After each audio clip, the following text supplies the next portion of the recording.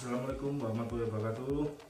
Kembali lagi bersama saya di channel saya Aga dan Tendean. Oke, udah lama nggak bertemu ya. Gimana kabar kalian dalam minggu-minggu ini? Saya harap sehat-sehat selalu karena kesehatan itu mahal harganya. Oke, pada kesempatan kali ini saya akan menjelaskan tentang persyaratan masuk dalam kesehatan untuk tes kesehatan baik di TNI, Polri maupun dunia kesehatan yaitu perawat. Apa saja sih syarat-syarat agar kita lulus untuk di tes kesehatan ini? Oke. Sebelumnya jika kalian belum bergabung silahkan bergabung di channel saya yaitu Aga dan Tendean. Oke. Langsung saja kita simak di channel saya ini syarat dan angka apa yang akan dilakukan agar kita lulus di tes kesehatan ini. Oke, langsung saja. Kali ini dalam rangka untuk menjadi seorang prajurit TNI atau Polri maupun di dunia perawat yaitu kesehatan, langkah pertama yaitu untuk tes kesehatan pertama yaitu pengukuran tinggi badan dan berat badan. Nah, tinggi berat badan untuk TNI atau Polri bahkan dunia keperawatan yaitu minimal 163 cm. Nah, jika tidak bisa memenuhi 163 cm maka dianggap akan gugur dalam sistem ini. Nah, dan untuk berat badan yaitu beberapa anjuran agar berat badan ideal. Nah, misalnya gini, 170 tinggi 170 maka dikurangi penghitungannya yaitu dikurangi 110 yaitu menjadi idealnya yaitu 60 kg. Jadi kesimpulannya berat badan berapapun yaitu dikurangi 110 dan totalnya yaitu itu tadi. Nah, itu penghitungan cara mengukur berat badan ideal untuk menjadi seorang TNI, Polri maupun di dunia kesehatan. Oke, dan yang pemeriksaan mata. Pemeriksaan mata ini meliputi apa saja? Oke, pemeriksaan mata ini meliputi yaitu pertama yaitu ada visus mata, dan yang kedua yaitu buta warna, dan yang ketiga kedip mata. Yang pertama untuk visus mata ini gimana? Visus mata yaitu akan nantinya kita akan dicek untuk mengetahui apakah kita ini main jauh apa jarak dekat. Oke, yaitu dengan papan huruf yang berjarak 5-6 cm. Nah, berjarak 5-6 cm ini nanti kita akan dilakukan untuk mengetes yaitu salah satu dari mata kita, yaitu kalau contohnya yaitu mata kanan maka yang ditutup adalah mata kiri seperti ini. Nanti kita akan dieja dari jangka 5-6 meter itu dari angka kejauhan apakah kita bisa mengetahui huruf yang diejakan oleh para yang mengetes itu tadi, seperti dokter atau perawat yang tadi yang untuk mengetes Anda di pemeriksaan visus mata yang tadi. Seperti ini, kalau kanan ya ditutup sebelah kiri, sedangkan yang kiri ditutup sebelah kanan. Nah, dari jangka 5-6 meter. Dan yang kedua yaitu ada buta warna. Buta warna ini nantinya akan kita disuruh untuk melihat yaitu namanya angka tokek. Nah, angka tokek ini kita akan ditanya oleh Pak dokter atau perawat atau yang mengetes Anda itu tadi. Nah, apakah Anda ini buta warna atau tidak?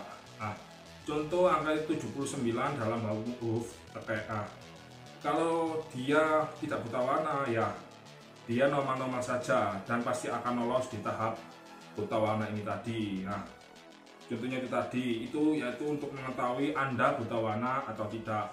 Dan yang ketiga ada kedip mata. Nah, kedip mata ini contohnya seperti ini. Nah, mata kanan dikedipkan, nah, dan yang mata kiri juga dikedipkan. Salah satu yaitu kedip mata.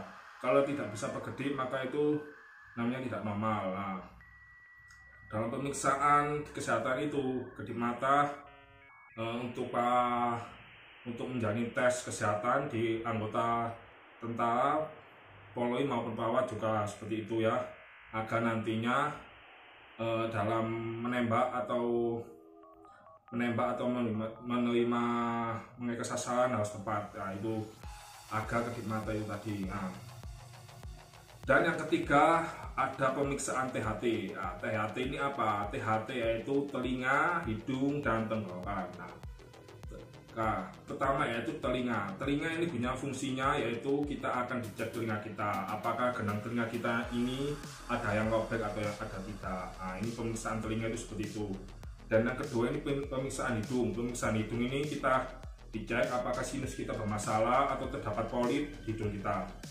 Dan yang ketiga itu tenggorokan. Nah, tenggorokan ini dicek di tenggorokan kita ini apakah ada peradangan terhadap tenggorokan kita, seperti tongsil, atau yang dimaksud dalam dunia medis atau awam yaitu amandel.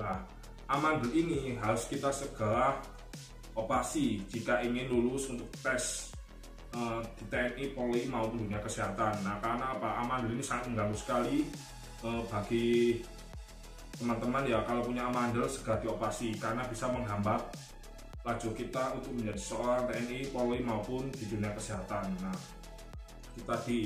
Nah, dan yang keempat ada pemeriksaan tensi. Nah, pemeriksaan tensi ini usahakan tensi kita normal. Nah, tensi kita normal yaitu 120/80. Itu tensi normal untuk di dalam umur kita, yaitu usia 20-30, yaitu 120/80. Nah, karena kenapa? Karena jika tensi kita naik, maka kemungkinan kita akan gagal di tahap ini. Nah, kalau jika kita punya hipertensi, usahakan kita mengonsumsi yaitu seperti buah-buahan seperti belimbing dan seledri. Itu obat herbal yang sangat alami ya.